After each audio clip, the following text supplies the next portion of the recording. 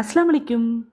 Welcome back to days with Fowmi. இன்றைக்கி என்ன recipe பார்க்க போகிறோன்னா, சீரக சம்பா அரிசி வச்சு சிக்கன் பிரியாணி தான் பார்க்க போகிறோம். 1/2 கிலோ அரிசி, 1/2 கிலோ சிக்கன் சேர்த்துருக்கேன். கரெக்டான மெஷர்மெண்ட் சொல்ல நோட் பண்ணிக்கோங்க. இப்போ 50 கிராம் ஆயிலை ஹீட் பண்ண வச்சுருக்கேன். ஆயில் நல்லா ஹீட் ஆயிடுச்சு.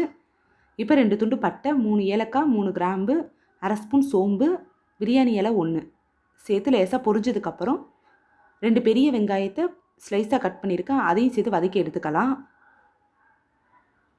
இப்போ வெங்காயம் ஓரளவு வதங்கினதுக்கப்புறம் 2 பெரிய பச்சை மிளகாவை சேர்த்து வதக்கி விட்டுடலாம். இப்போ இது கூட ஒரு கைப்பிடி கொத்தமல்லி, ஒரு கைப்பிடி புதினா சேர்த்து வதக்கி விட்டுக்கலாம்.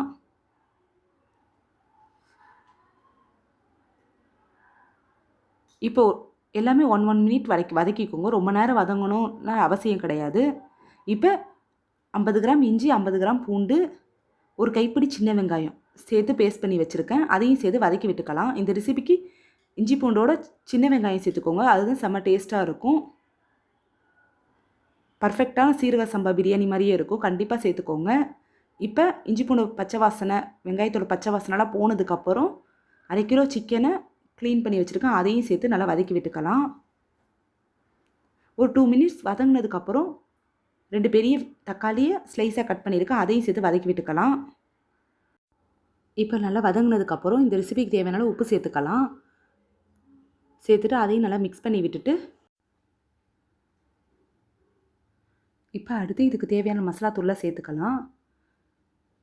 1/4 ஸ்பூன் மஞ்சள் தூள், 2 டேபிள் ஸ்பூன் மிளகாத்தூள், தனி மிளகாத்தூள் சேர்த்து நல்லா வதக்கி விட்டுக்கலாம்.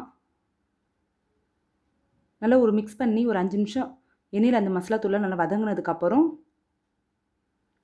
மூடி போட்டு விட்டுடலாம். மூடி போட்டு ஒரு 5 நிமிஷம் ஸ்லோ ஃப்ளேம்லேயே இருக்கட்டும். நல்லா அந்த சிக்கனோட எண்ணெய்லாம் விட்டு நல்லா சூப்பராக வந்திருக்கு பாருங்கள். இப்போ இந்த டைமில் நம்ம பிரியாணி மசாலா தூள், பட்டை ஏலக்காய் கிராம் அது வீட்டில் அரைச்சது, அது ஒரு 2 டேபிள் ஸ்பூன் போட்டுக்கலாம். எல்லாத்தையும் நல்லா மிக்ஸ் பண்ணி விட்டுட்டு நல்லா எண்ணெயிலே வதங்கட்டும். இப்போ ஒரு 5 நிமிஷம் நல்லா வதக்கி விட்டதுக்கப்புறம் 1 கப் தயிர் சேர்த்துக்கலாம். தயிர் சேர்த்து நல்லா மிக்ஸ் பண்ணி விட்டுக்கணும்.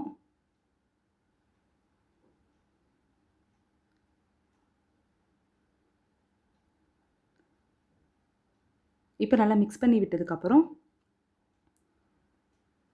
ஒரு 5 நிமிஷம் நல்லா ஸ்லோ ஃப்ளேம்லேயே வச்சு விட்டுட்டு இப்போ இது கூட ஒரு லெமன் சேர்த்துருக்கேன். ஒரு லெமனை ஜூஸ் எடுத்து வச்சுருக்கேன். அதையும் சேர்த்து நல்லா மிக்ஸ் பண்ணி விட்டுடலாம். இப்போ மசாலா, சிக்கன் எல்லாமே நல்லா எண்ணெயிலே வதங்கட்டும் ஒரு 5 நிமிஷம். இப்போ பாருங்கள், அரிசியை நான் ஊற வச்சுருக்கேன். ஒரு 1/2 மணி நேரம் சீரக சம்பா அரிசியை வாஷ் பண்ணி ஊற வச்சுருக்கிறேன். இப்போ இது நல்லா ஊறிடுச்சு. இந்த உலக்கில் நான் 1.5 உலக்கிட்ட அரிசி எடுத்துக்கிட்டேன். எந்த கப்பில் நீங்கள் அரிசி அளவு எடுக்கிறீங்களோ அதே கப்பில் 1க்கு 1.25 தண்ணி வச்சுக்கோங்க. பர்ஃபெக்டாக வரும். இப்போ நான் 1.5 உலக்கு அரிசி எடுத்துருக்கிறதுனால அதுக்கேற்ற மாதிரி நான் தண்ணி வச்சுருக்கிறேன்.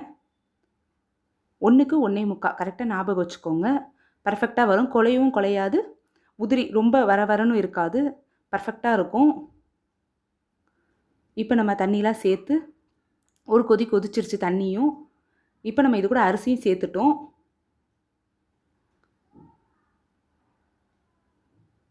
இப்போ அரிசி சேர்த்து பாருங்கள், நல்லா கொதிக்குது. தண்ணியும் அரிசி சரிசமமாக லெவலுக்கு வந்ததுக்கப்புறம் நம்ம என்ன பண்ணணும்னா ஒரு மிக்ஸ் கொடுத்துட்டு அது வரைக்கும் ஃபுல் ஃப்ளேமில் வச்சுக்கணும் அடுப்பை. தண்ணியும் அரிசி சாப்பாடும் நம்மளுக்கு சரிசமமாக வரப்போகும்போது ஸ்லோ ஃப்ளேமில் வச்சுட்டு இது மாதிரி ஏதாவது பேன் ஏதாவது இருந்துச்சுன்னா தம் போட்டுக்கோங்க. ஸ்லோ ஃப்ளேமில் நம்ம தம் போட்டு மிக்ஸ் பண்ணி விட்டுட்டு தம் போட்டு விட்டுறணும். அப்படி இருக்கிற தண்ணியும் அந்த ஹீட்லேயே நல்லா தம்முலேயே நல்லா சூப்பராக சாப்பாடு சூப்பராக ரெடி ஆயிடும் 10 மினிட்ஸில். ரொம்ப நேரம்லாம் ஆகாது. இப்போ பாருங்கள், ஒரு 10 மினிட்ஸ் நான் தம் போட்டு விட்டுருந்தேன். சூப்பராக பாருங்கள் ரெடி ஆயிடுச்சு பாருங்கள். குலையவும் குலையலை, நல்லா ரொம்ப விரைச்சி அந்த அரிசி வேகாமல் அது அப்படியும் இருக்காது.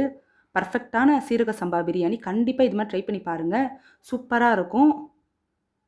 இந்த வீடியோ பிடிச்சிச்சுன்னா லைக் பண்ணுங்கள், ஷேர் பண்ணுங்கள், சப்ஸ்கிரைப் பண்ணுங்கள். பக்கத்தில் இருக்க பெல் ஐக்கானே கிளிக் பண்ணி வச்சுக்கோங்க. அப்போ தான் நான் போகிற வீடியோ நோட்டிஃபிகேஷனோட வரும். அஸ்ஸலாமு அலைக்கும்.